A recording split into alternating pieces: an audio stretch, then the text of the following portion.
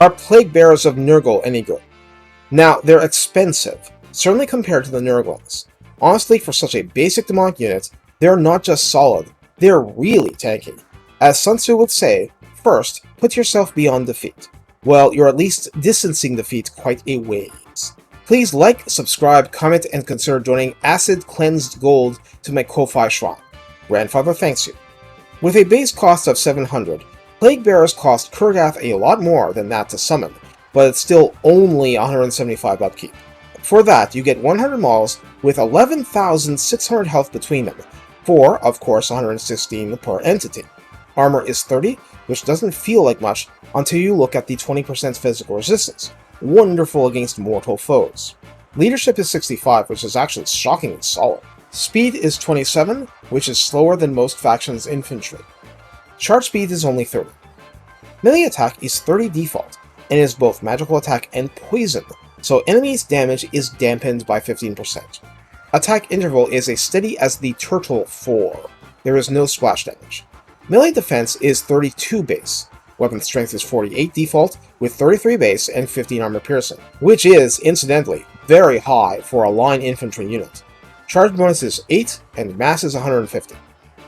Bottom line, the unit has the standard demonic vulnerabilities, immunity to fear and terror, hide in forest, and the Cloud of Flies passive, which in melee will provide plus 9 melee defense. You probably don't want them to eat a cavalry charge as the first move in a battle, but once they settle in, they'll have an effective melee defense of 41, and that's at rank 0 with no chevrons.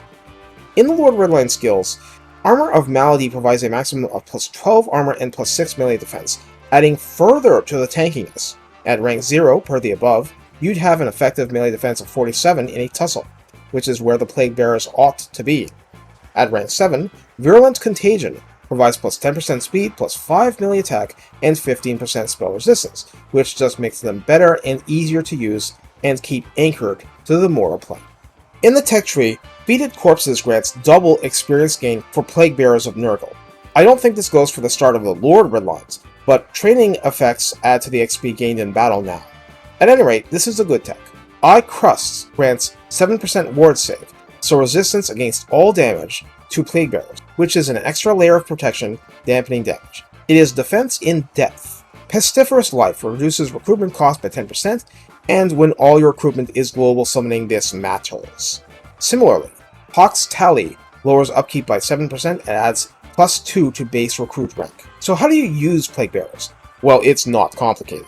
This is tanking infantry that has hard-hitting melee attacks. Of course, magical attack will help hurt them a lot more, but even then, they're tough, hardy, and kind of vicious.